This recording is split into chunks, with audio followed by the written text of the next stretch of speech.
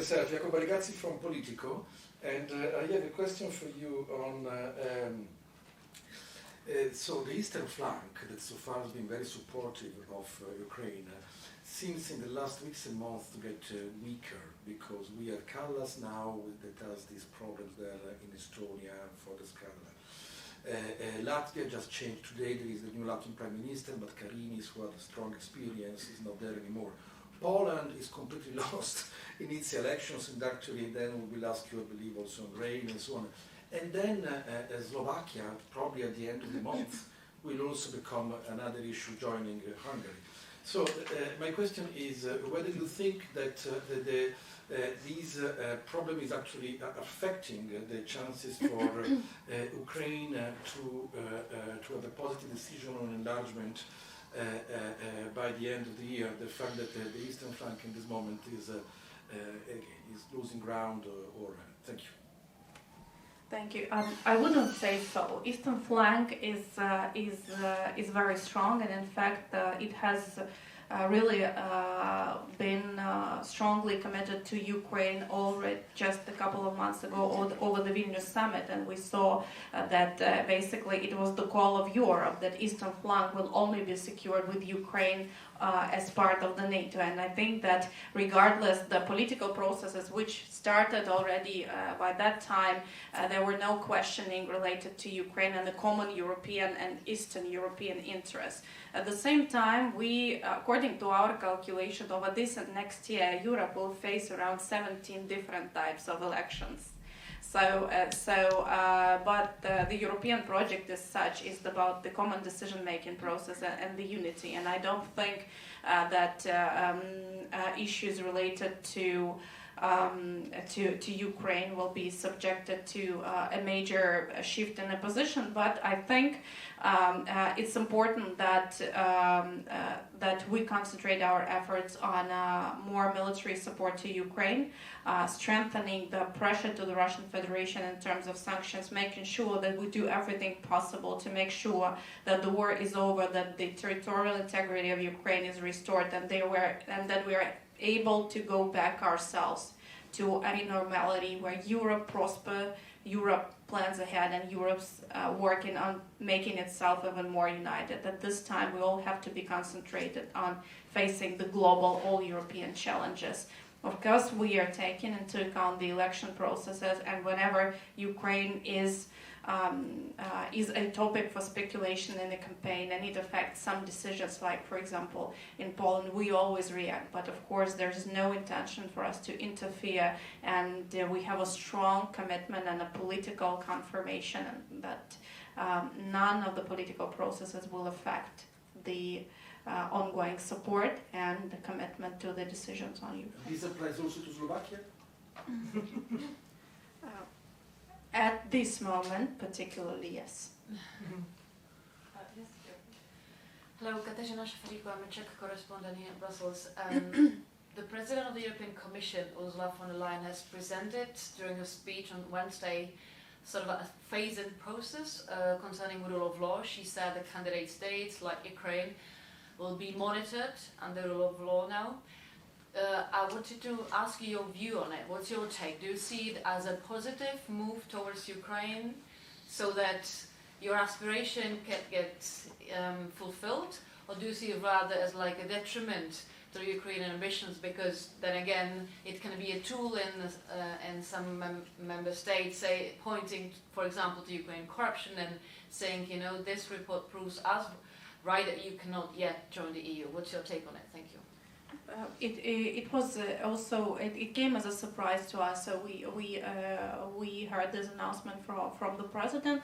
We'd rather, following the consultations and conversations I had here in Brussels over the meetings, I'd rather think it is a positive step, because there will be a common methodology for everybody, the merit base, and it would be, let's say, much more understandable for the member states, the way the assessment is presented and conducted as regards the countries of enlargement. I think it's a very good step forward in terms of, let's say, more understandable assessment of Ukraine based on the same methodology which applies to the countries who are member states. So it's really important for us as we are having a large-scale scope of various obligations in the rule of law as part of the financial support. Now we're launching the massive reconstruction planning process as part of the Ukraine facility and the dialogue with the G7 group. It will also have a massive component of democratic transformations in the rule of law, and not even mentioning the 7 criteria. So speaking about launching the accession talks, fundamentals is the area opening the accession process, and it's very important for us to know from the very beginning that we will be assessed in the way we will be assessed, so we can prepare ourselves. So we really think it's a positive step, but of course we have to look into the details. Next one. Hello, I'm Teresa, correspondent in Brussels too. I wanted to ask you again about the embargo on Ukrainian grain. As we have heard from Polish MEPs this week, they were talking about that it's not harmful for Ukraine because it just stabilizes the market and it helped Polish farmers. But it's not true from your point of view. So can you tell us how harmful is it for Ukraine that this embargo is still going on? Well, it is called restrictions, if we like it more. Well, I probably should speak by the official data. President Zelensky and President von der Leyen suggested to establish a coordination platform. It had a 9 meeting over these 3 months. And the work of this platform confirms that by statistics there's no threat to internal market. Statistics does not confirm the overloaded, etc. Of course, there's been some speculations. Basically, we had to operate in the time of the full-scale war with the sea is blocked, with the river corridor through Danube is not developed, and basically in a situation when there's no other route apart of the EU member countries. Of course, there's been crises, but we managed to tackle it in the most severe periods of war. But somehow now, with the beginning of the political campaigns, it become ridiculized. I'm sure that we will find a way and we will find solution. And we're confident of that because we also have a constructive dialogue with all other countries, 4 countries a part of Poland, and there is a will and a way to discuss the solutions on the bilateral level, on the unilateral measures Ukraine can introduce to control and monitor the exports. So I think it's the major task for us is to make sure that this trade issue does not affect the bilateral relations per se. Yes, I'm Katalin Halmai, Hungarian journalist from an independent newspaper. A couple of questions about the Hungarian-Ukrainian relations, which is, I suppose, the most difficult one your country has in the European Union. You also mentioned the consultations which started today in Budapest. As you know, the Hungarian government is threatening to veto the opening of accession negotiations with Ukraine if Ukraine doesn't change legislation about the minority languages and education. You also said in an interview that Ukraine is ready to make concessions. So could you give us an overview? What do you expect of these negotiations? When do you expect an agreement? And what could be the agreement? What could be the concessions Ukraine is ready to make? And another question, if I may, another conflict between our 2 countries is the biggest bank, which is on the list of this independent anti-corruption agency, and this is the reason why the Hungarian government, as you know, also vetoing the joint financing of defense. So could you give us an overview how this problem could be solved? Thank you. Well, probably something related to adjusting the language. Concessions is not the language we operate.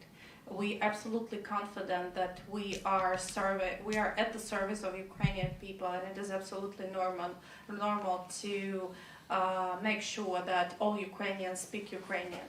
So it's normal, and it's not about concessions, and it's not a way to go that Ukraine will just step back and forget everything we've been doing over the last 7 years, which has basically helped Hungarian Ukrainian schools where education is in Hungarian to absorb 56,000 of Ukrainians who were internally displaced in times of war, because the enshrining of the Ukrainian language into the education process allowed them to adopt in Ukrainian territory to the Hungarian-speaking educational process. So it is perfectly normal, and I can confirm, as the one being in these areas many times and closely monitoring the situation, that the educational process has normalized, and the Ukrainians of Hungarian origin, they study in Hungarian, they learn Ukrainian, and there is a balance in that. But we understand that there are a number of complexities and tensions in that regard.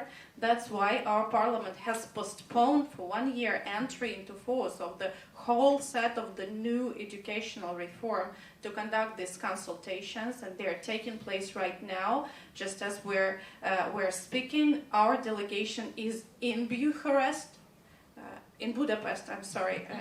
So Romanian colleagues must be asking, why am I talking about Hungarians?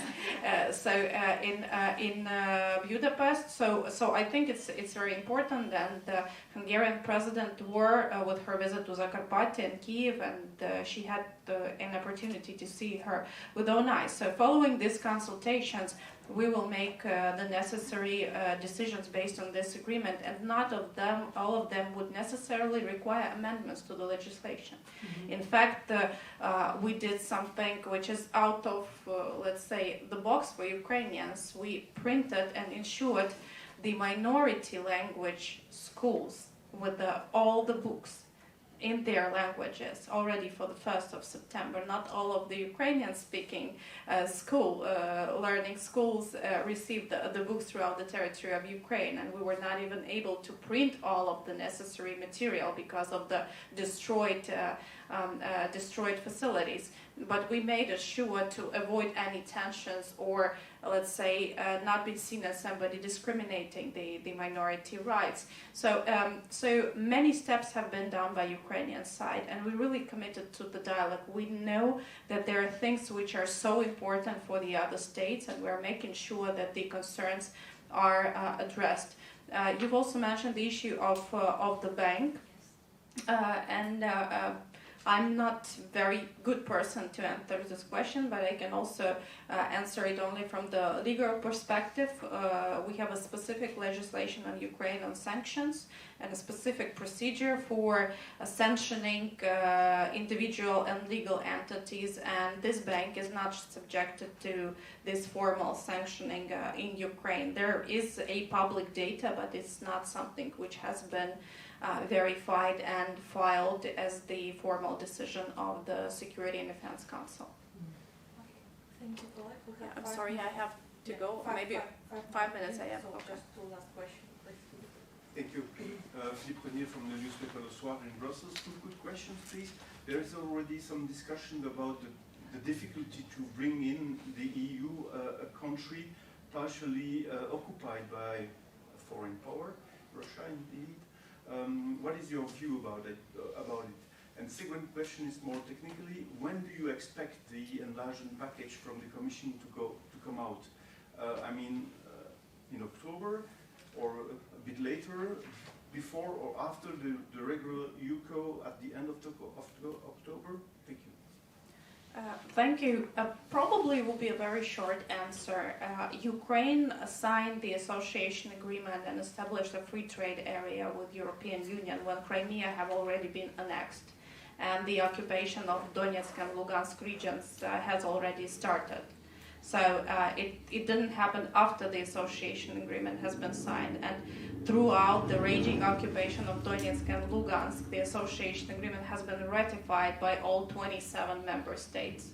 So that's a very clear answer to your question as well. But again, speaking of that, it's a very far-reaching debate, but at the same time we now have to concentrate on ending the war, restoring the territorial integrity of Ukraine, and making sure that we're not thinking of that because we're talking about the Ukraine and its borders of 1991 with Russian soldiers out of our land. And about the timelines, as far as I remember, the enlargement report will be presented before the European Council meeting in October.